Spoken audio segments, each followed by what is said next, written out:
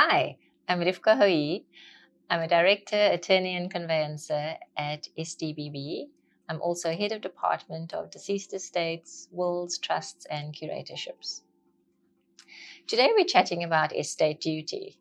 It's quite a big tax that's payable on certain estates, so I wanted to explain how it's calculated, when it applies, and so that you can just plan forward as to what you're leaving to your heirs, how you're leaving them, those assets, and also what we can do to assist you to try and make sure that you've got sufficient cash liquidity in your estate to cover your estate duty. Estate duty is a tax that's payable to SARS on an estate valued at more than 3.5 million rand, and it's taxed on any South African resident. So if you're a non-resident or a foreigner and at the time of your death you are ordinarily resident in South Africa, you've made this your home, you've gained permanent residency, then estate duty would be payable by your estate valued at more than 3.5 million rand. There's an abatement of 3.5 million rand which applies to any South African resident. And anything over that 3.5 million rand will then be taxed at 20%. And the laws recently changed. So if your estate is worth more than 30 million rand, then any value of your estate more than 30 million rand will be taxed at 25%. And often we get asked by clients, what will count towards the value of my estate? What's taken into account when we value that estate to determine whether it's worth 3.5 million rand or more? And the calculation is as follows. So I'll break it down as we go along as well. But the calculation is we look at your gross assets, we then deduct your liabilities. We then have to add in things called deemed assets, things that you would have excluded from as your gross assets, but SARS is quite sneaky and regards those as deemed assets for the calculation of estate duty.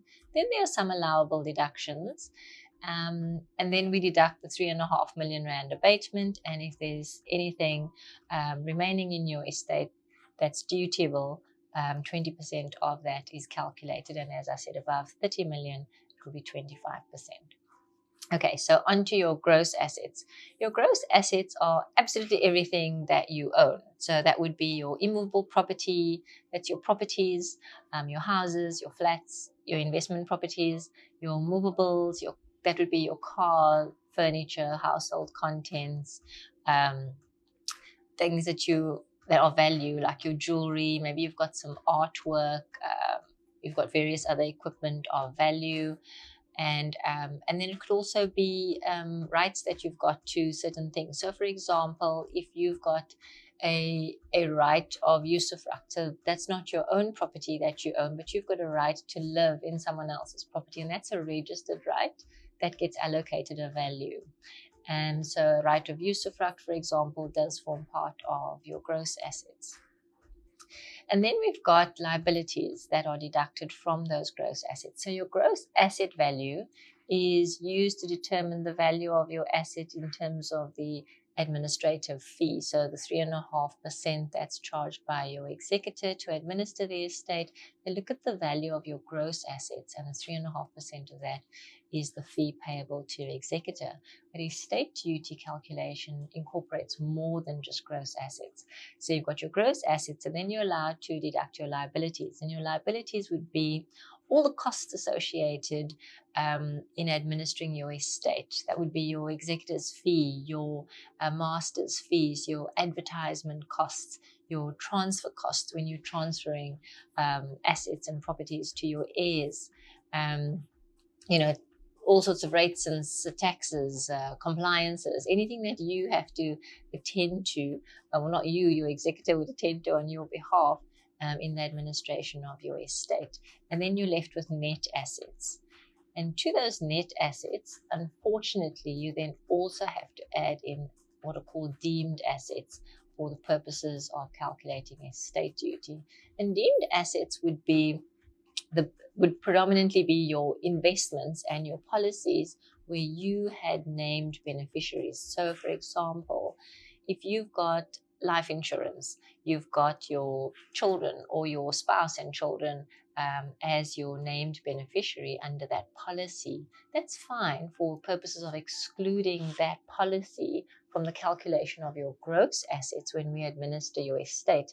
But unfortunately, the value of that policy may be regarded as a deemed asset for calculation of estate duty.